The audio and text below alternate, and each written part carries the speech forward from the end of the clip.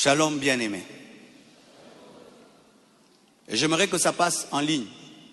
Comme le combat est sur Internet, la réponse est sur Internet également.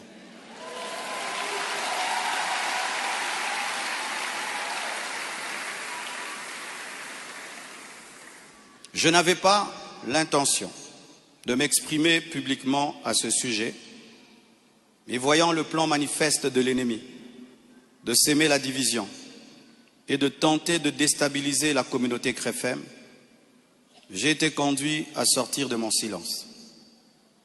Et cela se fait aujourd'hui dans toutes les extensions compassion dans le monde. Les pasteurs vont parler en résumé ce que je suis en train de dire ici, car les fidèles ont besoin de réponses. S'il ne s'agissait que de moi, j'aurais gardé le silence, car de telles choses me sont souvent arrivées.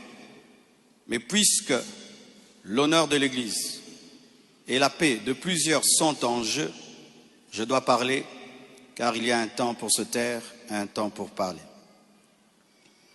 Suite au décès de mon épouse Blanche, j'avais pris l'initiative de faire construire une maison pour ma belle-mère en mémoire de sa fille.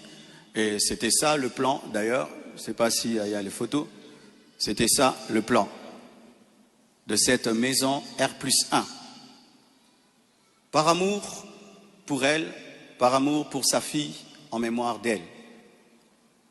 Sur la parcelle, ma parcelle qui est à Bibois, 10 mètres sur 30 que j'allais lui donner.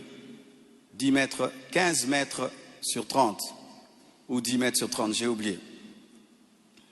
Alors, lorsque j'ai décidé de le faire, le projet était déjà en cours avec son fils et un architecte, d'ailleurs celui qui est en train de nous construire ici. J'ai décidé d'en informer également la branche paternelle de la famille, pour des raisons de transparence. C'est alors que l'on m'a demandé de donner la même chose en espèces pour la famille paternelle, ça veut dire l'argent que je vais dépenser pour construire cette maison pour la maman, que je donne aussi la même somme du côté du papa. J'ai expliqué que je ne pouvais donner que 250 000 $ pour l'ensemble des deux familles, considérant que je n'ai qu'une seule belle famille et qu'il leur revenait de se répartir cela entre eux. Mais à ma grande surprise, on m'a dit que la maison était considérée comme un cadeau que Blanche avait promis un jour et qu'elle ne